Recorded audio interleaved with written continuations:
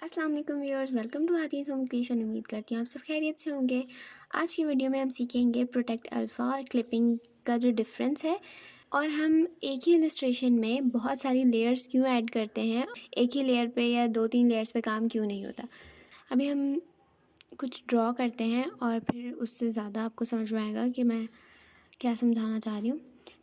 Let's suppose ये हमारी एक इलस्ट्रेशन बनी हुई है, ठीक है। अब हम क्या करेंगे, पहले हम प्रोटेक्ट अल्फ़ा और क्लिपिंग को देखते हैं। प्रोटेक्ट अल्फ़ा हमने इस लेयर पे अप्लाई किया, ठीक। उसके बाद हम इस लेयर पे करेंगे शेड ऐड, ठीक है। वाटर कलर वेट लिया, शेड ऐड किया। साइज हम इसका ज़्यादा रखेंगे, ठीक है। एक बात का ध्यान रखिएगा कि जब आप शेड ऐड करते हैं या हाईलाइट्स ऐड करते हैं तो आप करेक्शन टूल जो है वो ज़ीरो पे कर दें, ऑफ़ कर दें, ताकि अगर करेक्शन टूल ऑन होता है ना, शेडिंग हम कर रहे होते हैं वो अच्छे से नहीं हो पाती, ठीक है। तो हमने क्या करना है, इसको ऑफ़ करके उसके बाद शेडिंग करनी है। ये अब हमने क्या करना है कि मैंने इस पर शेडिंग कर दी है। अब मुझे ये शेडिंग अच्छी नहीं लग रही या कोई मसला है तो मुझे ये रिमूव करनी है।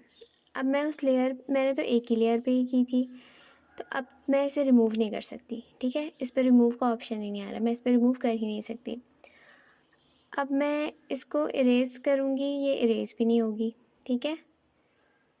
अब हम क्या करें, अब हमने रिमूव करनी है तो इसीलिए हम जो है वो ज़्यादा लेयर्स ऐड करते हैं। हर काम अपना, जो भी आपकी इलस्ट्रेशन में जो भी चीज़ है, छोटी से लेकर बड़ी कुछ भी चीज़ है, वो हम अलग लेयर पे इसलिए बनाते हैं कि अगर कोई चीज़ हमारी गलत हो जाए तो हम सिर्फ उस लेयर को रिमूव करें या उस लेयर को क्लियर करें या डिलीट करें जो जो ख़राब थी, ठीक है। हमें सारी चीज़ें अपनी जो है वो डिलीट ना करनी पड़े, क्लियर ना करनी पड़े, इसलिए हम ज़्यादा लेयर्स ऐड करते हैं। और इसका फ़ायदा यही है कि आपको बार बार एक चीज़ ड्रॉ नहीं करनी पड़ेगी, आपको दोबारा से जो है वो चीज़ बनानी नहीं पड़ेगी।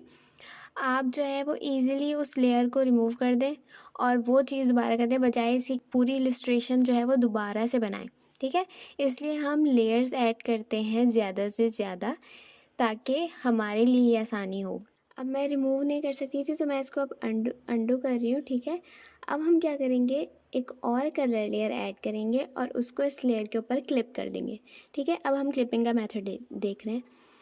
इसमें क्या होगा कि जब हम लेयर क्लिप करेंगे और फिर हम शेड ऐड करेंगे, तो अगर हमसे कोई मिस्टेक हो जाती है या हमें कुछ और शेडिंग में कुछ और भी ऐड करने हैं, कलर्स या कुछ भी हमें चेंजेस करनी है इसमें, तो अब मैं क्या कर सकती हूँ, अब मैं इस लेयर को रिमूव कर सकती हूँ। प्रोटेक्ट अल्फ़ा में क्या था, मैं इसको रिमूव नहीं कर सकती थी। और एक ही लेयर पे अगर हम सारी चीज़ें कर देंगे तो हम उसको अगर कोई चीज़ गलत हो गई तो हम वो रिमूव नहीं कर सकते। तो इसीलिए हम अलग अलग लेयर्स ऐड करते हैं या क्लिपिंग का मेथड यूज़ करते हैं और अलग लेयर्स ऐड करते हैं, सिर्फ इसी वजह से ताकि हमारे लिए आसानी हो सके और जो चीज़ हमारी गलत हो जाए सिर्फ वो चीज़ रिमूव हो, बाकी सारी चीज़ें रिमूव ना हो, ठीक है। अब मैं इसको आसानी से रिमूव कर सकती हूँ, तो मेरे पास जो मेरा बेस कलर है, जो इलस्ट्रेशन मेरी बनी हुई है वो मेरे पास मौजूद है, तो मुझे दोबारा से नहीं करनी पड़ेगी। अब और एक और चीज़ समझ लें कि अगर हमने प्रोटेक्ट अल्फ़ा अप्लाई किया हुआ है, ठीक है, और हमने शेडिंग की है, अब हम क्या करेंगे, अगर हम इसको इरेज़ करना चाहेंगे ना तो ये इरेज़ नहीं होगी। अगर इरेज़ होगी ना तो ये इस तरह से पूरे कलर के साथ इरेज़ होगी, यानी जो आपका बैकग्राउंड कलर है वो भी रिमूव हो जाएगा। तो ये चीज़ भी हमें नहीं चाहिए।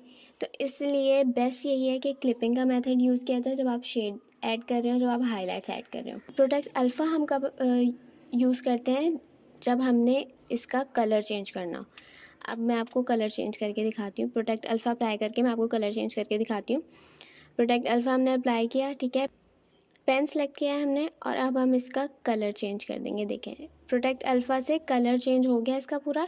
अब अगर हम प्रोटेक्ट अल्फ़ा इस जो है यहाँ से हटा देंगे, ठीक है, इसके ऊपर, इस लेयर के ऊपर से प्रोडक्ट अल्फ़ा आप चाहे तो हटा दें करने के बाद कलर, तो ये रिमूव नहीं होगी। ये इस पर कलर आ चुका है, ये रिमूव नहीं होगी। उम्मीद करती हूँ आपको समझ में आ गया होगा प्रोटेक्ट अल्फ़ा और क्लिपिंग का डिफरेंस, और लेयर्स हम क्यों ज़्यादा ऐड करते हैं और क्यों ऐड करनी चाहिए, ये भी अब आपको समझ में आ गया होगा। जो मैंने पेड कोर्स कहा था कि मैं करवा रही हूँ, उसकी मैंने रजिस्ट्रेशन ओपन कर दी है। वेडिंग इनविटेशन का अगर कोई पेड कोर्स करना चाहता है, अफोर्डेबल फ़ीस रखी है मैंने, बहुत ज़्यादा फ़ीस हाई नहीं है कि आप लोग पे नहीं कर सकते। अफोर्डेबल प्राइस में, इस प्राइस में कोई भी आपको नहीं सिखा रहा होगा वेडिंग इनविटेशन कोर्स, इतना तो मुझे अंदाज़ा है, ठीक है। तो आप लोगों ने अगर सीखना है पूरा एक वेडिंग इनवाइट जिसमें कपल इलस्ट्रेशन होगी, उसमें सब कुछ होगा, पोजेज़ होंगे, कपल पोजेज़ हम किस तरह से क्रिएट कर सकते हैं, ब्यूटीफुल सा बैकग्राउंड कैसे बना सकते हैं हम, मेहंदी की इलस्ट्रेशन है तो हम उसमें ढोल और जो मेहंदी की चीज़ें होती हैं वो किस तरह से ऐड कर सकते हैं अपने इनविटेशन में। तो ये सारी चीज़ें मैं आप लोगों को उसमें सिखाने वाली हूँ। तो अगर कोई करना चाहता है तो मुझे इंस्टाग्राम पे जो है मैसेज कर दें, मैं आपको डिटेल सेंड कर दूँगी कि रजिस्ट्रेशन किस तरह से आप लोग करवा सकते हैं। और 5 जनवरी जो है वो लास्ट डेट है रजिस्ट्रेशन की, तो और लिमिटेड सीट्स रखी है मैंने, क्योंकि फ़र्स्ट बैच है इसलिए मैंने लिमिटेड सीट्स रखी हैं। इसलिए आप लोग जो है वो रजिस्ट्रेशन करवा लें जो भी इंटरेस्टेड हैं। और इंशाल्लाह मैं 7 जनवरी से क्लासेस स्टार्ट कर दूँगी इस कोर्स की, इंशाल्लाह। तो उम्मीद करती हूँ आपको आज की वीडियो समझ आ गई होगी, और वीडियो को लाइक कर दीजिएगा, ज़्यादा से ज़्यादा शेयर कीजिएगा। मिलते हैं नेक्स्ट वीडियो में। अल्लाह हाफ़िज़।